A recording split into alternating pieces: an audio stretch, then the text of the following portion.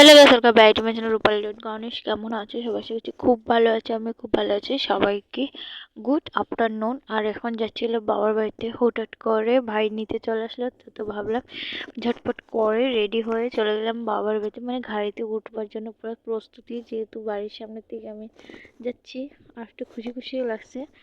আর ঝটপট করে চলে গেলাম। তো এদিকে দিয়ে আর কি জুতো পড়ে যাচ্ছিলো, তো সেটা আর কি দেখলো। আর আমি কথা বলছিলাম, তো সবাই মিলে আমরা দুজনে আর কি মিলে যাচ্ছি। বাবুতে তো যেহেতু গতকালকে রয়ে গিয়েছিল, তারপর আমরা গাড়িতে উঠে পড়লাম।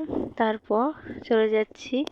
তো যেতে যেতে আমরা বাজার দিকে প্রায় আমরা চলে যাচ্ছিলাম। তো হাসাহাসি ফুর্তি করছিলাম। আমার মেয়ে মামাকে বলছিল, মামা কুচু কুচু, মামা কুচু কুচু।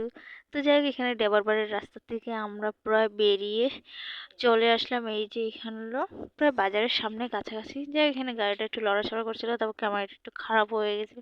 তারপর এখানে রিটায়ারমেন্ট অফিস আছে, তো সেটাকে একটু তুলে ধরে নিলাম। তো যাই হোক, এখানে তারপর আমরা শনিবারই যেটা নামতে হয়, তো নেমে তারপর বাজার থেকে গাড়ি আর কি চলে নিয়ে আসলো। তারপর আমি কিন্তু গেছি, নেমে পড়েছিলাম গাড়ি থেকে নেমে।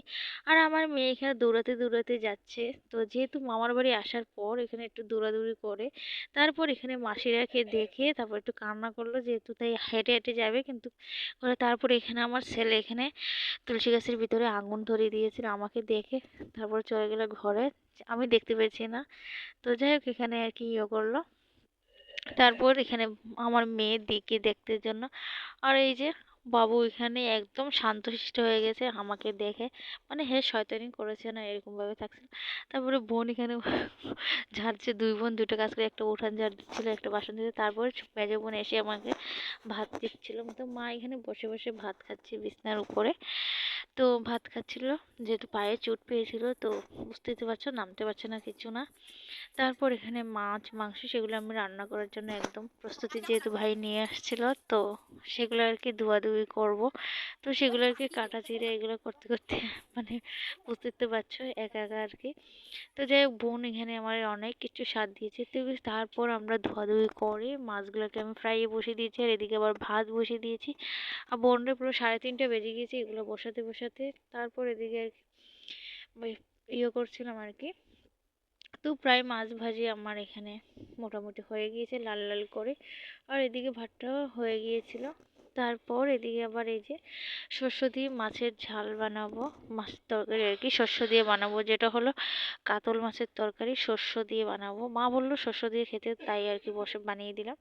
তারপর এখানে আলু কাটছিলাম, আর বোন এখানে হাসাহাসি করছিল, যেহেতু রান্না করা হয়েছিল। আমরা সকালে নিরামিষ খেয়েছি, যেহেতু তাদের শুক্রবার, তো নিরামিষটা খেয়েছিল। তো যাই হোক, হঠাৎ করে আর কি এগুলো আর কি চিকেন টিকেন এগুলো নিয়ে আসলো ভাই। তারপর আমরা এখানে আর কি রান্নার জন্য আর কি যেগুলো আমার করা সেগুলো করছিলাম। মাছ ভাজিগুলো তরকারি ঝোল দিয়ে দিলাম।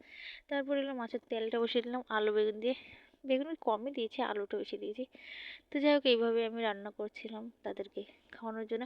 আর আমার না হঠাৎ করে মোবাইলটা কী জানি হয়ে গিয়েছিলো, তারপর আমি ভিডিও করতে পারছিলাম না।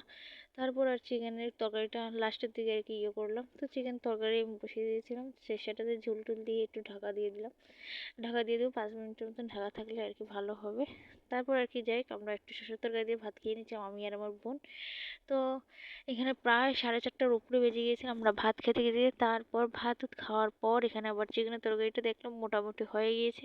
তো সেইটার আর কি লাড়ালাড়ি করলাম, করার পর আর কি দেখলাম যে তরকারিটা ঠিকঠাক মতন আছে কি না। তো যাই হোক, কেমন লাগলো ভিডিওটা ভালো লাগলে অবশ্যই লাইক শেয়ার কমেন্ট অবশ্যই করো। আর আমরা চলে আসছিলাম তখন, আর রাস্তাতে ভিডিও করছিলাম। তো টাটা সবাইকে।